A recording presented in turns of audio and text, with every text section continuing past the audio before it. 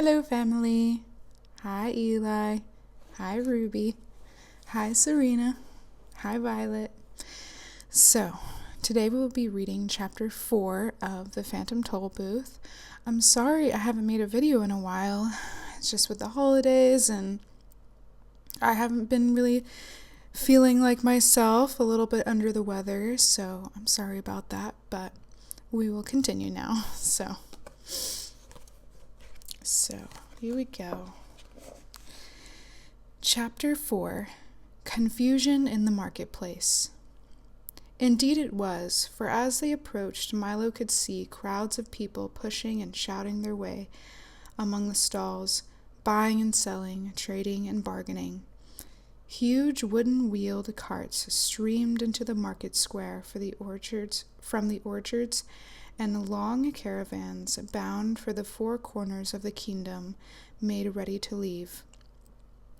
Sacks and boxes were piled high, waiting to be delivered to the ships that sailed the sea of knowledge, and off to one side a group of minstrels sang songs to the delight of those either too young or too old to engage in trade. But above all, the noise and tumult of the crowd could be heard the merchants' voices loudly advertising their products. Get your fresh picked ifs, ands, and buts. Hee-yah, hee-yah, hee-yah. Nice ripe wares and whens. Juicy, tempting words for sale.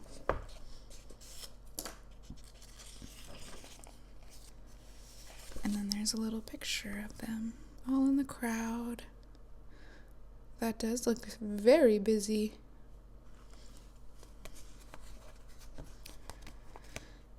So many words and so many people. They were from every place imaginable, and some places even beyond that, and they were all busy sorting, choosing, and stuffing things into cases. As soon as one was filled, another was begun. There seemed to be no end to the bustle and activity. Milo and Talk wandered up and down the aisles looking at the wonderful assortment of words for sale. There were short ones and easy ones for everyday use, and long and very important ones for special occasions, and even some marvelously fancy ones packed in individual gift boxes for use in royal decrees and pronouncements. Step right up, step right up. Fancy best quality words right here, announced one man in a booming voice. Step right up. Ah, what can I do for you, little boy? How about a nice bag full of pronouns? Or maybe you'd like our special assortment of names.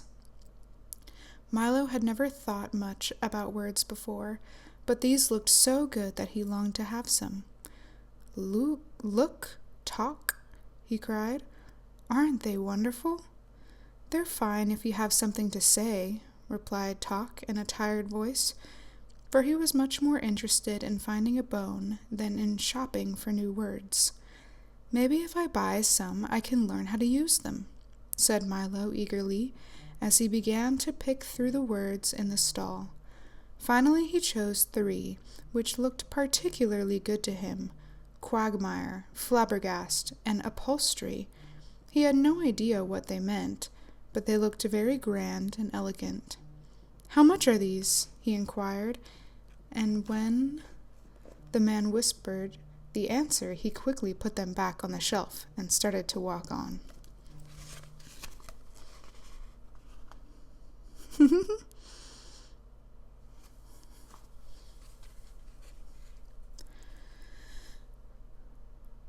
Why not take a few pounds of happies?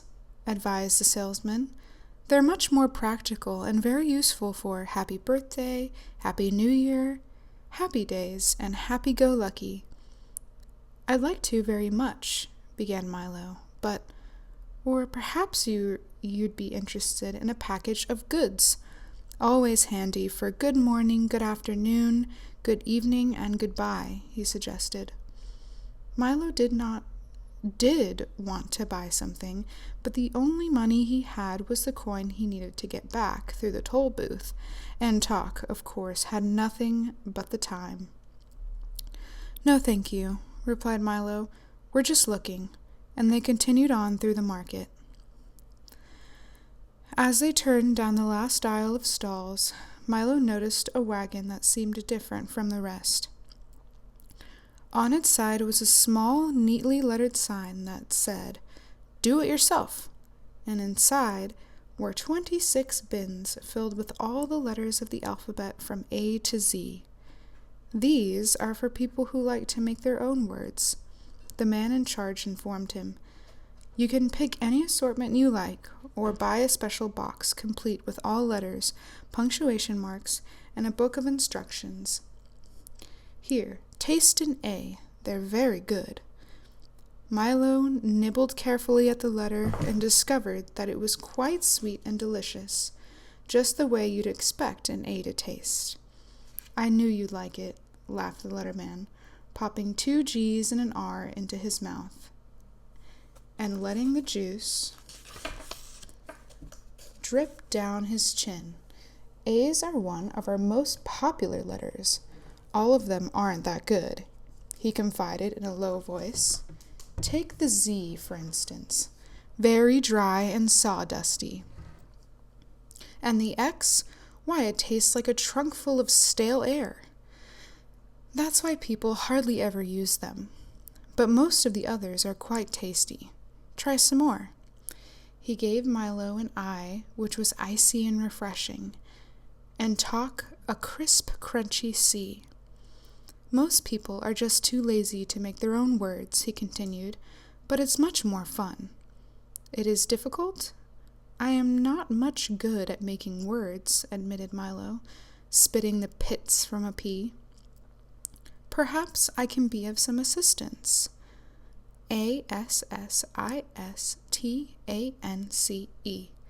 buzzed an unfamiliar voice, and when Milo looked up, he saw an enormous bee, at least twice his size, sitting on top of the wagon.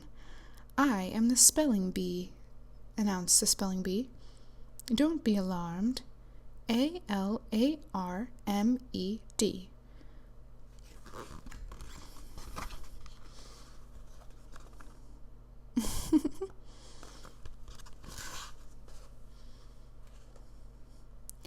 Tock ducked under the wagon, and Milo, who was not overly fond of normal-sized bees, began to back away slowly. "I can spell anything. ANYTHING, he boasted, testing his wings. "Try me, try me." "Can you spell goodbye?" suggested Milo, as he continued to back away. The bee gently lifted himself into the air and circled lazily over Milo's head. "Perhaps, PERHAPS, you are under the misapprehension, MISAPPREHENSION, that I am dangerous," he said, turning a small loop to the left. "Let me assure ASSURE you that my intentions are peaceful, PEASEFUL." And with that he settled back on top of the wagon and fanned himself with one wing. "Now," he panted, "think of the most difficult word you can, and I'll spell it. Hurry up, hurry up." And he jumped up and down impatiently. He looked friendly enough, thought Milo, not sure just how friendly a friendly bumblebee should be, and tried to think of a very difficult word. "Spell vegetable," he suggested, for it was one that always troubled him at school. "That is a difficult one," said the bee, winking at the letterman. "Let me see now. He frowned and wiped his brow and paced slowly back and forth on top of the wagon. "How much time do I have?" "Just 10 seconds, cried Milo excitedly. Count them off, Tock." "Oh dear, oh dear, oh dear, oh dear," the bee repeated, continuing to pace nervously. Then, just as the time ran out, he spelled as fast as he could, "Vegetable." "Correct," shouted the letterman, and everyone cheered. "Can you spell everything?" asked Milo, admiringly. "Just about," replied the bee, with a hint of pride in his voice. "You see, years ago I was just an ordinary bee, minding my own business, smelling flowers all day, and occasionally picking up part-time work in people's bonnets. Then one day I realized that I'd never amount to anything without an education, and being naturally adept at spelling, I decided that—" "Balderdash," shouted a booming voice, and from around the wagon stepped a large beetle-like insect, dressed in a lavish coat, striped pants, checkered vest, spats, and a derby hat. "Let me repeat, Balderdash," he shouted again, swinging his cane and clicking his heels in midair.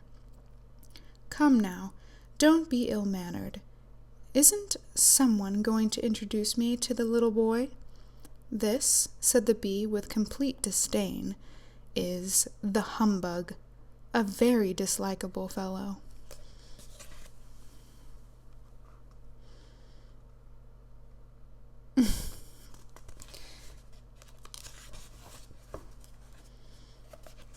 "Nonsense! Everyone loves a humbug," shouted the humbug. "As I was saying to the king just the other day—" "You've never met the king," accused the bee angrily. Then, turning to Milo, he said, "Don't believe a thing this old fraud says." "Bosh!" replied the humbug. "We're an old and noble family, honorable to the core, insecticus humbugium, if I may use the Latin. Why, we fought in the Crusades with Richard the Lionheart, crossed the Atlantic with Columbus, blazed trails with the pioneers, and today many members of the family hold prominent government positions throughout the world. History is full of humbugs." "A very pretty speech. Speech, sneered the bee. "Now why don't you go away? I was just advising the lad of the importance of proper spelling." "Bah," said the bug, putting an arm around Milo. "As soon as you learn to spell one word, they ask you to spell another. You can never catch up, so why bother? Take my advice, my boy, and forget about it. As my great-great-great-grandfather George Washington Humbug used to say." "You, sir," shouted the bee very excitedly, "are an impostor. Impostor, who can't even spell his own name." "A slavish concern for the composition of words is the sign of a bankrupt intellect," roared the humbug, waving his cane furiously. Milo didn't have any idea what this meant, but it seemed to infuriate the spelling bee, who flew down and knocked off the humbug's hat with his wings. Oh.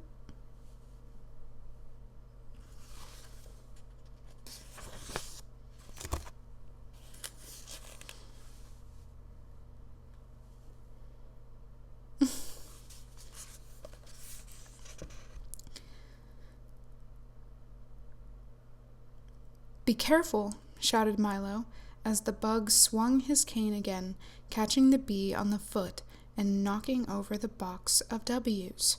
"My foot!" shouted the bee. "My hat!" shouted the bug, and the fight was on. The spelling bee buzzed dangerously in and out of range of the humbug's wildly swinging cane as they menaced and threatened each other, and the crowd stepped back out of anger. "There must be some other way to—" began Milo, and then he yelled, "Watch out!" But it was too late. There was a tremendous crash as the humbug in his great fury, tripped into one of the stalls, knocking it into another, then another, then another, then another, until every stall in the marketplace had been upset, and the words lay scrambled in great confusion all over the square. The bee, who had tangled himself in some bunting, toppled to the ground, knocking Milo over on top of him, and lay there shouting, "Help! Help! There's a little boy on me!" The bug sprawled untidily on a mound of squashed letters, and Talk, his alarm ringing persistently, was buried under a pile of words.